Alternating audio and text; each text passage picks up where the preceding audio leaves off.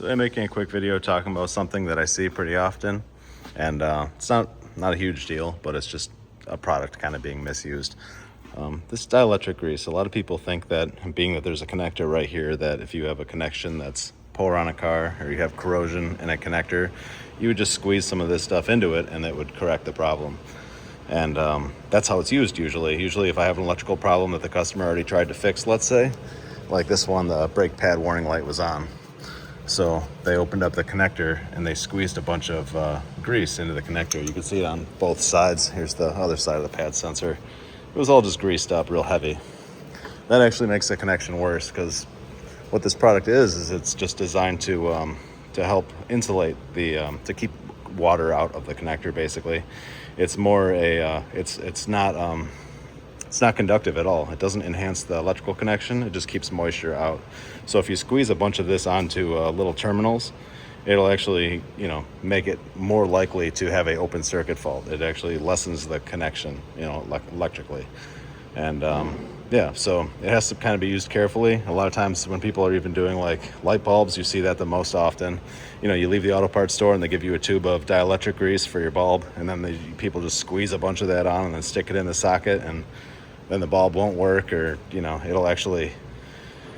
because it can actually lessen the connection to the point of creating heat, and it can cause more damage than if you were to just leave it dry, in a nice sealed environment, that is.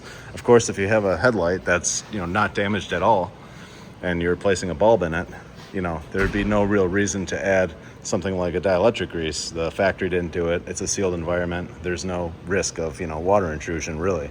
And if there was, that the bulb would be and that particular plug would probably be the least of your problems on a modern light. But yeah, so it's overused. They're kind of, all the auto shops kind of push this on you, and there is a place for it if you have a compromised connection, or if you have a rubber seal on a connector that's in poor condition. You can put some of this on and it may help keep water out of the connector, but it's not going to enhance your electrical connection. If you have a bad green corroded connector, you need to replace the connector.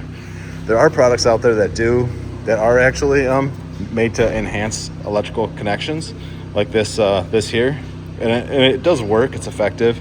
Typically, when you're to the point where you need to start using stuff like this, you should probably just put new pins, new connector, on the car. But they do make stuff that does electronically enhance the connection. It's more of like it actually cleans the corrosion off of it, and this is typically how, this is the product you'd use for that if you're gonna give it a shot for just, and not repair the car. But yeah, so that's it. Just making a video talking about dielectric grease.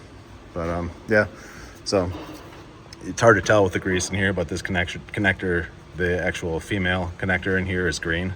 So I'm just gonna pull that pin out, put a new one in, and then this should be fine. So that's it. Thanks for watching.